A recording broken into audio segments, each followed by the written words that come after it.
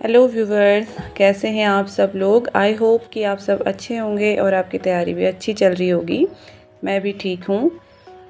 रोज़ की तरह आज भी मैं अपने दिन की शुरुआत कर रही हूँ अपने गार्डन में जाके, जहाँ की हरियाली को देख के मन में सुकून होता है। लेकिन चारों तरफ आजकल ऐसा माहौल हो रहा है, इतनी भीषण गर्मी पड़ रही है और जो पूरी वेजिटेशन है वो पूरी तरीके से सूख चुकी है। तो ऐसे में जब थोड़ी देर गार्डन में आओ तो हरियाली को देखो तो मन में सुकून आता है।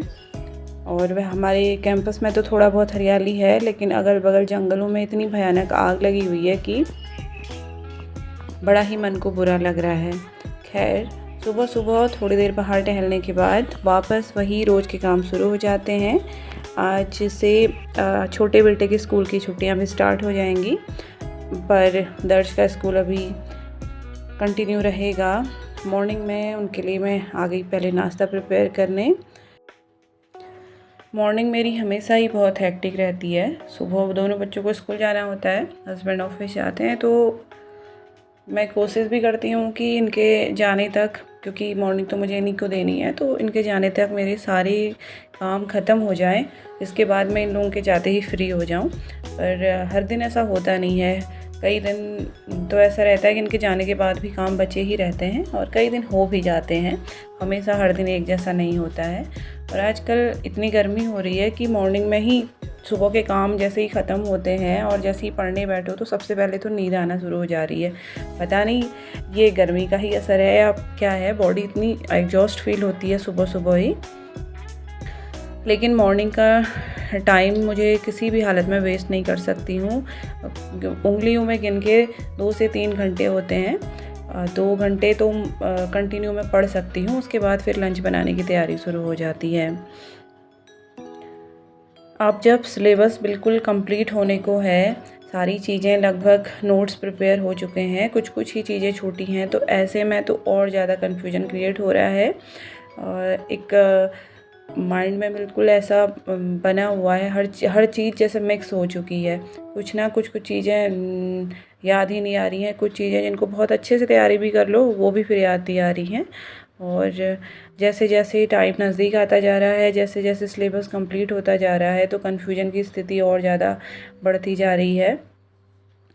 किसी दिन अच्छी पढ़ाई होती है तो बहुत अच्छा कॉन्फिडेंस भी आता है, और किसी किसी दिन जब बिल्कुल डॉट डे हो जाता है, शाम तक ऐसा लगता है कि क्या किया, दिन भर करा क्या, पूरा टाइम भी निकल गया और हाथ में कुछ रहा भी नहीं। आप लोग कैसा फील कर रहे हैं अपनी पढ़ाई को लेके, ज़रूर शेयर कीजिएगा। बस वही 2 घंटा जब मैं कंटिन्यू मॉर्निंग में कर लेती हूँ, उसके बाद फिर लंच बनाने की तैयारी शुरू हो जाती है, क्योंकि उसके बाद फिर बच्चे भी स्कूल से आ जाते हैं और हस्बैंड भी लंच पर आते हैं। उसके बाद की जो पढ़ाई होती है वो थोड़ा डिस्टर्ब होके चलती है। किसी दिन बच्चे अगर कम तंग करें तो हो जाती है, किसी दिन अगर बच्चे कंटिन्यू बोलते रहते हैं और अगर नहीं सोए टाइम पे तो फिर बाद में फिर पढ़ाई में थोड़ा डिस्टर्बेंस भी होता ही है। और खाना बनाने के बाद मुझे छोटू को स्कूल लेने भी जाना होता है।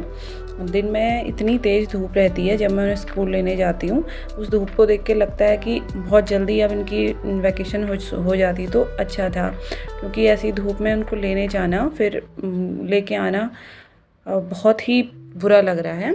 और ऐसा ही बिल्कुल हो भी गया। आज बुधवार 19 है, तो कल से इनका स्कूल ऑफ हो गया, यानी आज लास्ट डे ऑफ स्कूल था रिधान का। और कल से अब ये घर पे ही रहेंगे, अब 1 जुलाई से ही स्कूल जाएंगे।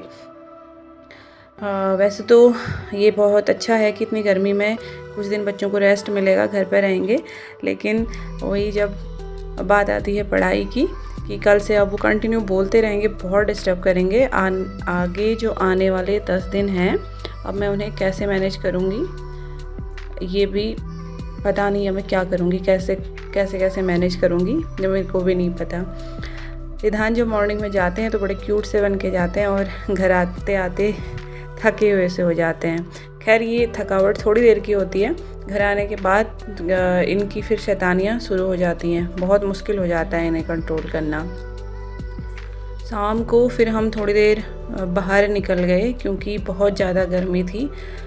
तो ये देखिए जंगल में पिरूल गिरा हुआ है। पिरूल, ये जो चीड़ की सूखी हुई पत्तियां होती हैं गिर जाती हैं और ये बहुत जल्दी आग पकड़ती हैं और ये जंगल पूरी तरीके से जले हुए हैं।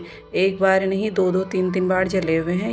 ये जो पेड़ काले हुए हैं, इनसे हम अनुमान लगा सकते हैं कि यहाँ कई बार आग लग चुकी है। बहुत ऊंचाई तक ये पेड़ जले हुए हैं और ये जो चीड़ की पत्तियाँ अभी इकट्ठा हो रही हैं, ये दोबारा आग का कारण भी बन सकती हैं।